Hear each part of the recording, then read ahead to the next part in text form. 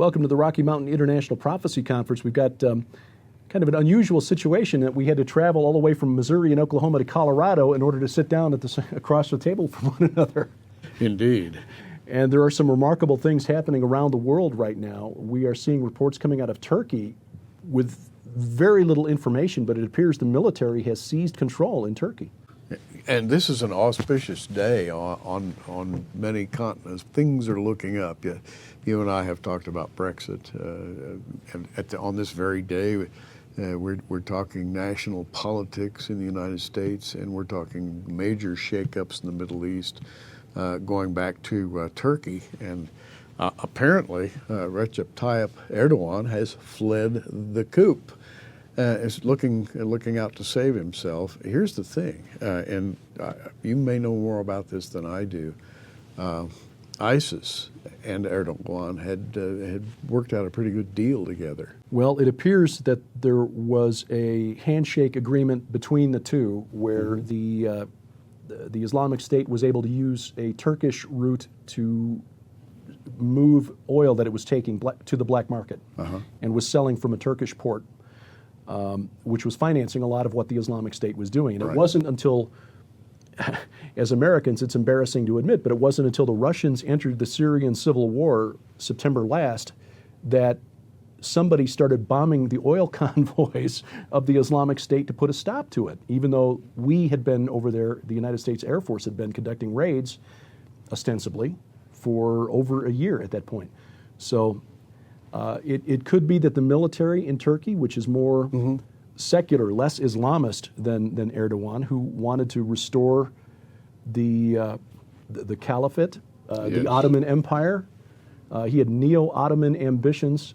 It could be that the military finally had enough of this cozy relationship with the Islamic State and decided to just take Erdogan out of the picture. And the Islamic State has had nothing but green lights and blue skies for a long, long time, because essentially we're not opposing the rise of the old caliphate, which is an odd position for our government to take.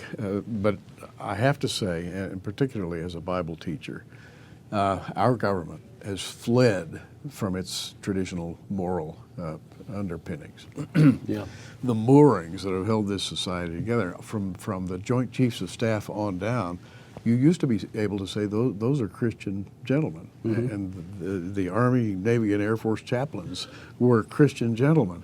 And now Christianity is being ushered out of the military. Our military is becoming secularized, and it's allowing things like ISIS, the rise of the old empires, to occur. Well, there was a really interesting report that came out several months ago. The investigative reporter Seymour Hersh, who interviewed a number of high-ranking government and military officials, found, if his reporting is accurate, that the Pentagon was conducting some back-channel communications with the government of Bashar al-Assad in Syria, because they were upset. The Pentagon hierarchy was upset at the direction that the White House, the Obama administration, was taking regarding the situation in Syria, especially with the Islamic State.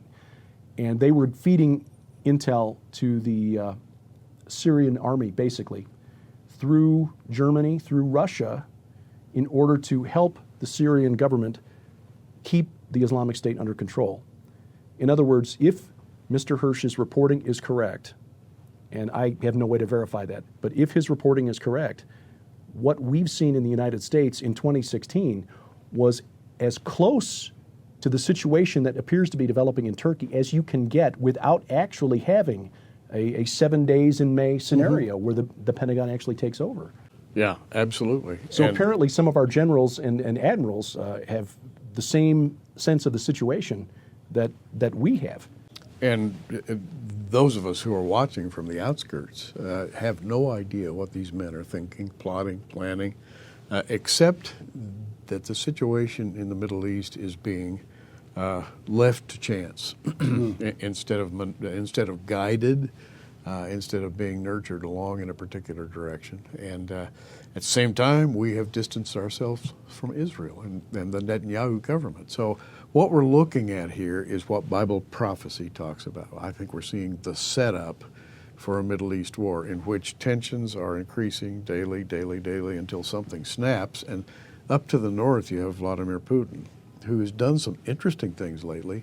He has come out essentially announcing that he is a member of the Russian Orthodox Church and considers himself Russian Orthodox in a historic sense, rather than communist or socialist. Wow. Which I think is revolutionary. Well, and this dovetails with the research that Chris Putnam and Tom Horn pulled together for their new book, The Final Roman Emperor, the Islamic Antichrist, and the Vatican's Last Crusade, in which they point out that the Russian Patriarch Kirill, who is the head of the Orthodox Church, is, like Mr. Putin, former KGB. Yes, there you go. And so all of the powers are shifting very gradually, and we won't know it until something snaps. It's amazing time to be alive. It is. It really is. Well, at the Rocky Mountain International Prophecy Conference with Gary Stearman, I'm Derek Gilbert.